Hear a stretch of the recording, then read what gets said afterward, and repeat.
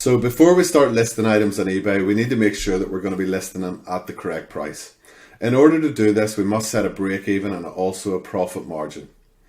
From the top of the dashboard, we want to select Settings and then select Global Settings. When the drop down box appears, we're going to select our eBay account, which should now be connected to Salefreaks,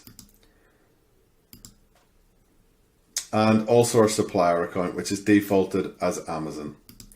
Just allow a couple of seconds for the page to load. And from this page, first of all, we're going to set our eBay final value fees. So this will determine our break even and make sure that we're included all cost of sales into the price of the items that we're selling. So typically eBay charge a final value fee on every sale.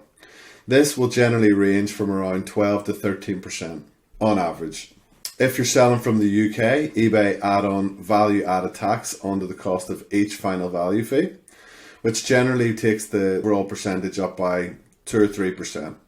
So in the USA, I would use an average of 12 to 13% in the break even. For UK customers, I would use something like 14 to 15%. Either way, it's going to balance out somewhere in the region of those figures, as eBay final value fees do tend to range. Some are a little bit lower than 12%, some are a little bit higher. So for the purpose of this video, we're just going to use 12%. As you can see below, we've got a PayPal fee per transaction. With the new eBay managed account system, there's no longer PayPal. So what we use this box for is to set our eBay transaction fee. If you're not aware, eBay charge a transaction fee of 30 cents or 30 pence for every transaction that goes through. So this is in addition to the final value fees charged. Again, in the UK, there's a 6 pence charge for VAT, which is 20% of the transaction fee. So for US, we can keep this at 0.3, and for UK, we can use 0.36.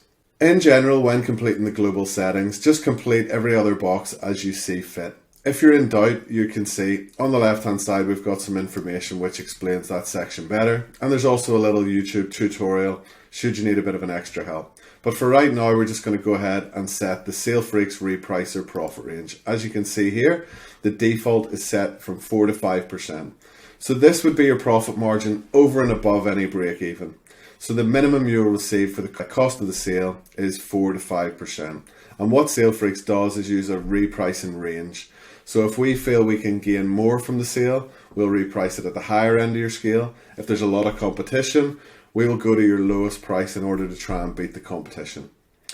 I would suggest for any new to eBay seller, you can start with the default. A lower percentage will drive more traffic to your store, will drive more sales. If you wish to go a little bit higher, that's 100% up to you. Sort of middle of the road, we should be looking at least 8 to 12%. So bear that in mind as you move through your listings and you gain a bit more experience. You will want to increase those profit margins. For now, I'm happy enough to leave those at the default. But like I say, do whatever you see fit, and you can always move those around as you need to. So if you're finding sales are pretty slow, you can move your margins down and try and drive more sales.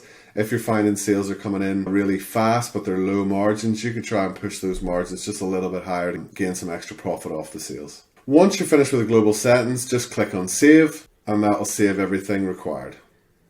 Thank you.